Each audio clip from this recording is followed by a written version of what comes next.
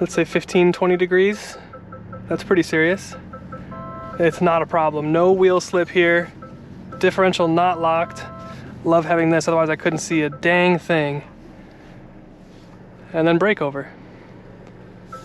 So again, here we are, approaching a 30-degree decline. What is this? You think they're gonna see that? I guess I'll just hide it under Old Man Jenkins. It's 4K, isn't gonna see a thermos on the windshield. It was blended in with this. No, no. Welcome to Downshift, everyone. My name is Paulo. And my name is Matt, and we have spent the week with the new Toyota Tacoma in Trailhunter, guys. This is their more overland, remote cruiser type offering. And it competes with things like the Chevrolet Colorado ZR2, the AT4X, and maybe even the Ranger Raptor. So today we're gonna cover all the best and the rest and see how it stacks up to some of those rivals.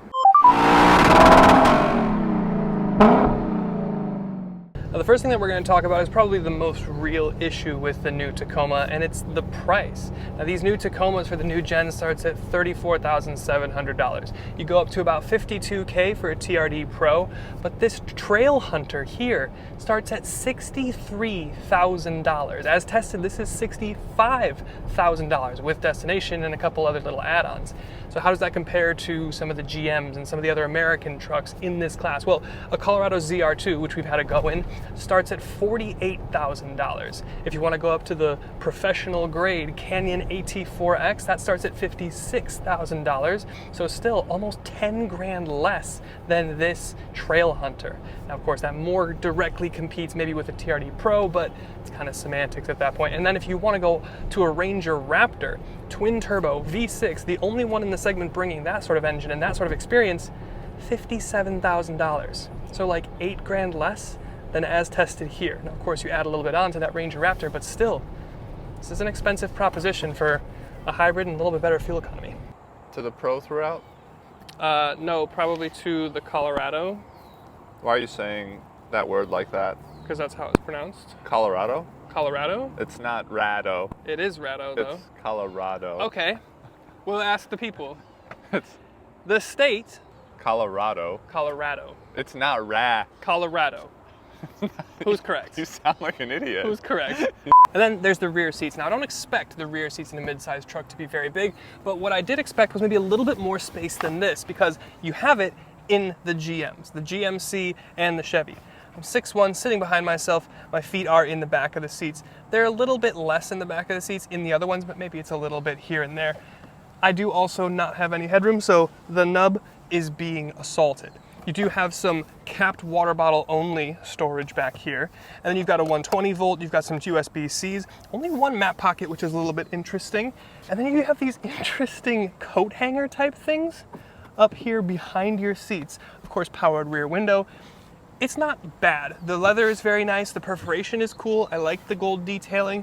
The kind of topographical Trailhunter mat or floor mats are kind of interesting. It's just not the biggest or most palatial back seat in the segment. Have you seen that old video on YouTube with the cat that says "Oh Long Johnson"?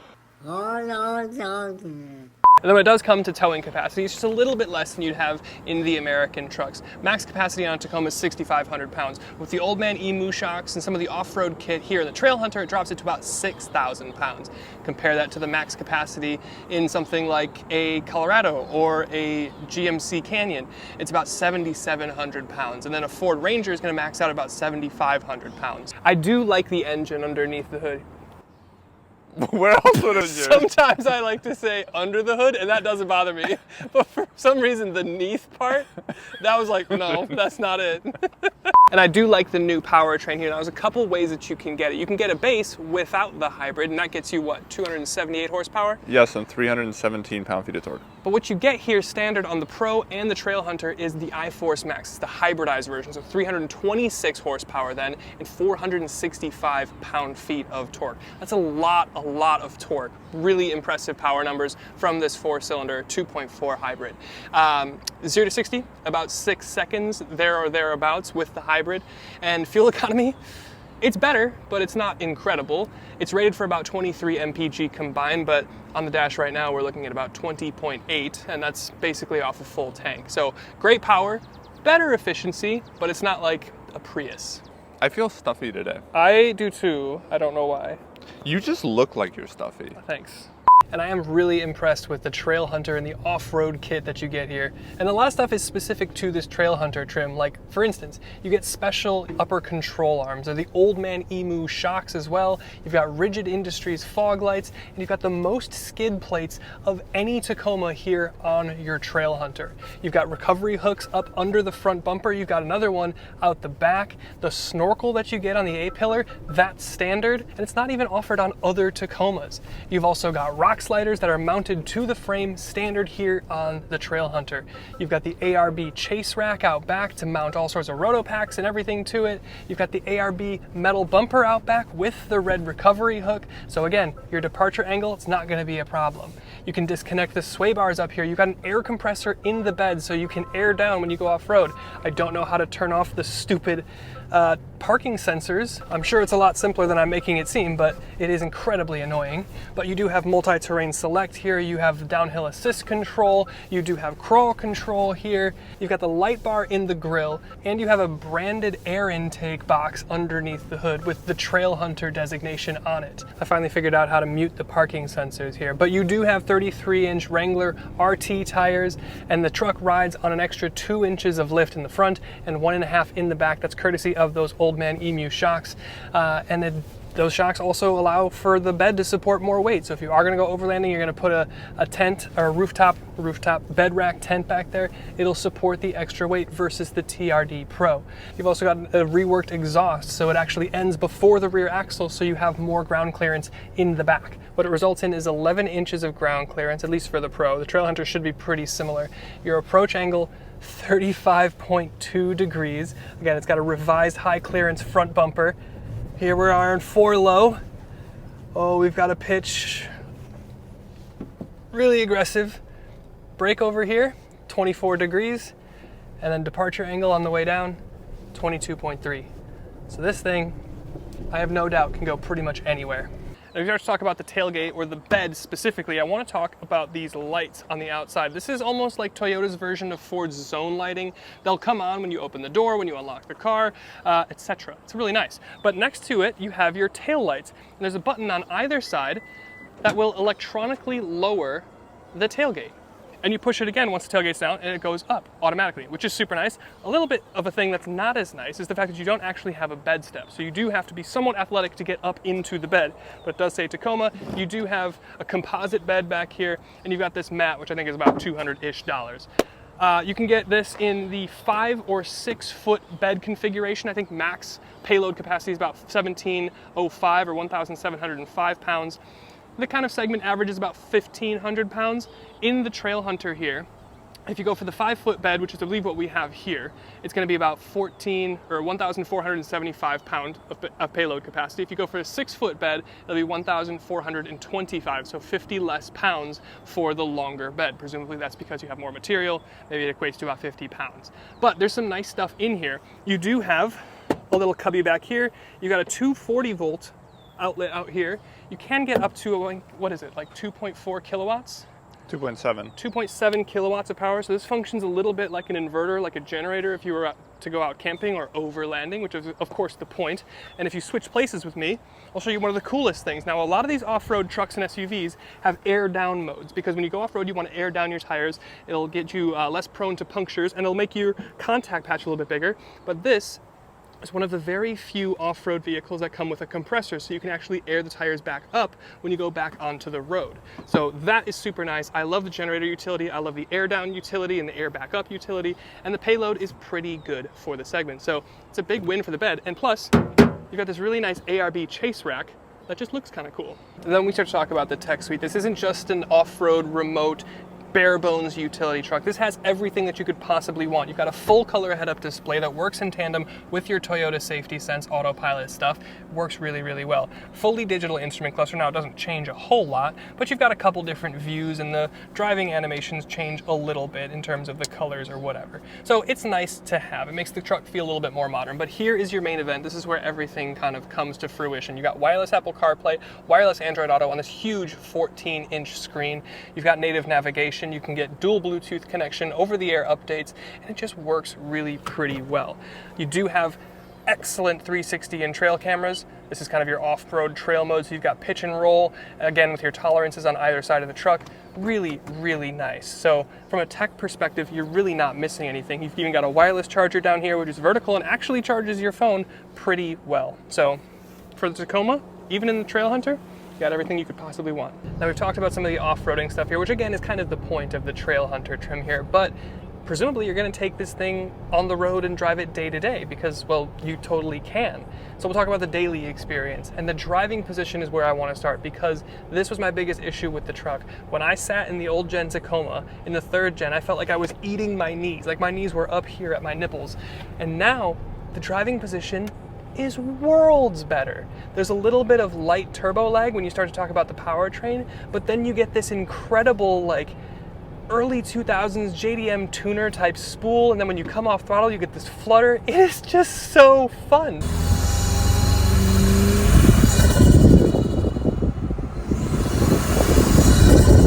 There's some theater and drama to driving this mid-sized truck around. It's not going to be like Raptor drama, but it's still really pretty good. The transmission is very good here. It's an 8-speed rather than the 10-speed that you get in the Tundra, but it works really, really well. The more time I spend in this 2.4 turbo hybrid iForce Max in various applications in Toyota Lexus's umbrella, the more impressed I am with it. It's really well refined. The transition between gas and electric and the hybrid thing is fantastic. Now, if you don't want to go for the hybrid, you can get the base 2.4 turbo 4-cylinder, and you can even get a 6-speed manual still. But if you go for the Trailhunter here, you're going to get the iForce Max engine as standard, and it's actually kind of quick. It's like weirdly quick. I think 0 to 60 is in about 6 seconds. It handles pretty well. It doesn't feel lazy. It doesn't feel old and truckish. It does have the multi-link suspension out back. It's still, with the old man EMU dampers, it's more tuned to handle more weight, so it still gets you a little bit of that jittery truck feel, but it's really pretty confident, even in rear-wheel drive in the wet. The visibility is great. The step-in is nice and easy. It's not too high. I don't have to jump into it and look like a fool jumping out of it. And then I've been seeing like 22 mpg combined this week.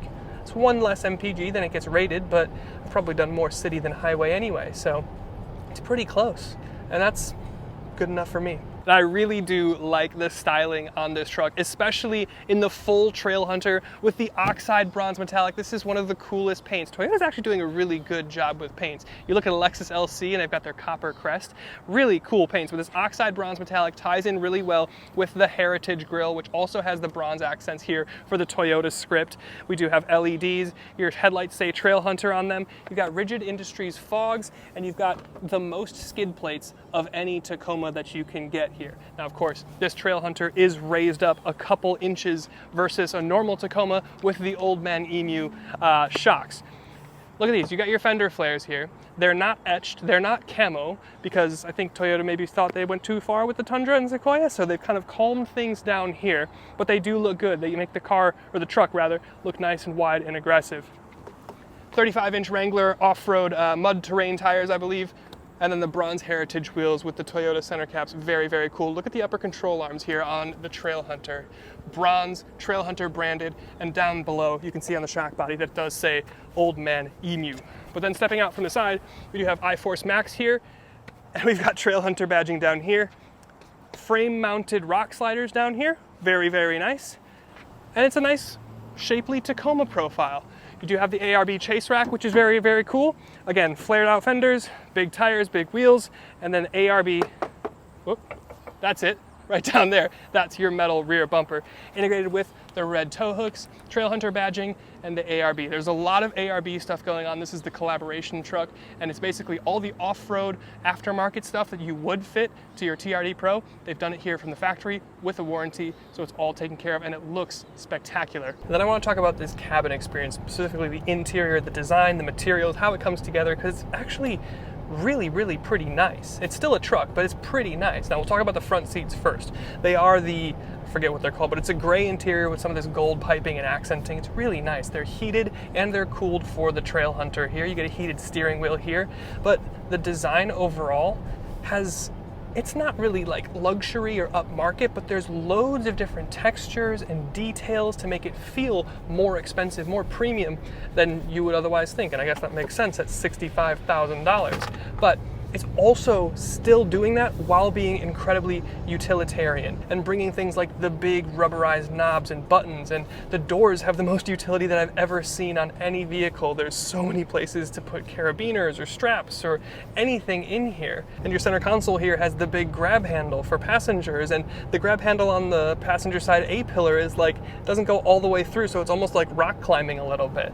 It's just kind of fun. There's some levity to it. They've done a little something to inject some personality. You still have physical climate controls, which is a huge win, I think. And I really like the dash color. I'm not offended by the Toyota on the dash. I love that they've rimmed it in gold and kind of tied that in. It's not as so rah-rah boy racer in your face with the red that you get from the TRD Pro. I love the integration of the gold.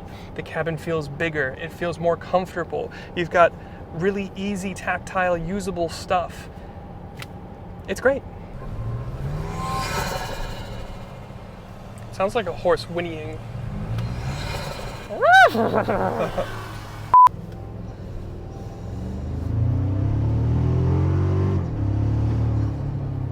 Actually, like, kind of sounds good. Yeah.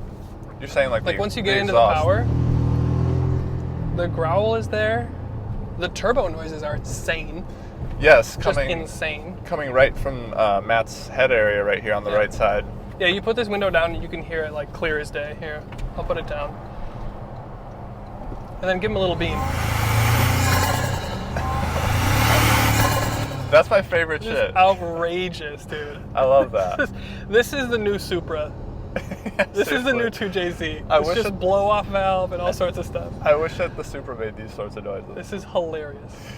I Standouts. got some stuff. Yeah, Yeah. I got some things that I want to talk Get it about. off your chest. Let's hear it. Let's hear about it. So, the old man emu shocks, they make sense, right? Yeah. Because you get a little bit extra. This is the overland one, so you're presumably bringing a bunch of kit with you, which weighs a bunch. So you have to have more stronger shocks. Yep. And then the TRD Pro. So that translates to a stiffer ride. I get that. It's a stiffer ride. I don't love it, but I get it.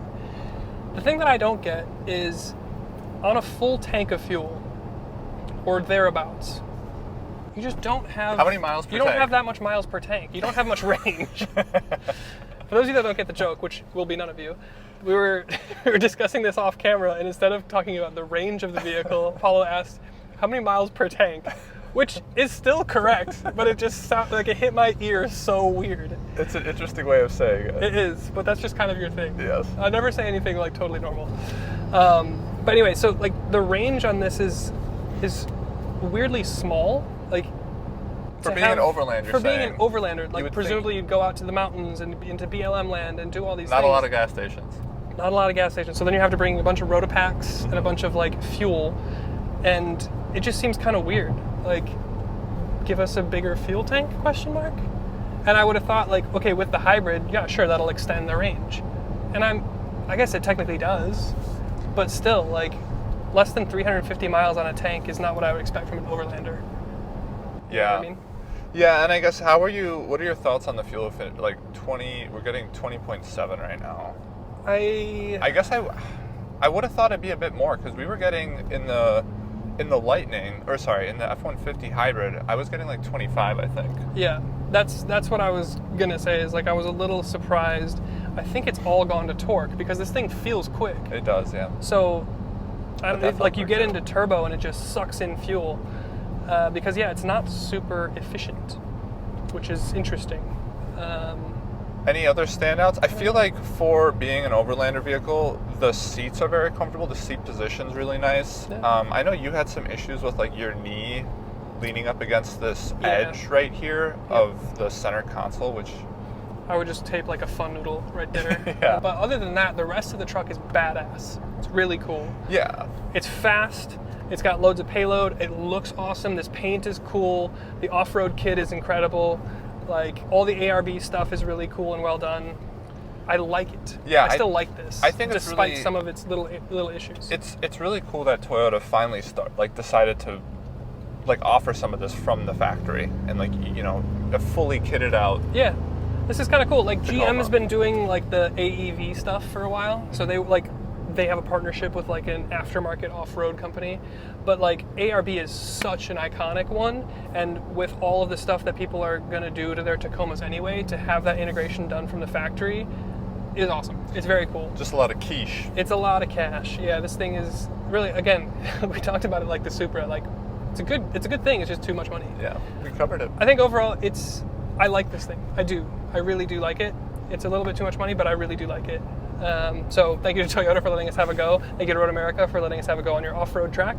And thank you to you for watching. You're committed to going now. I know.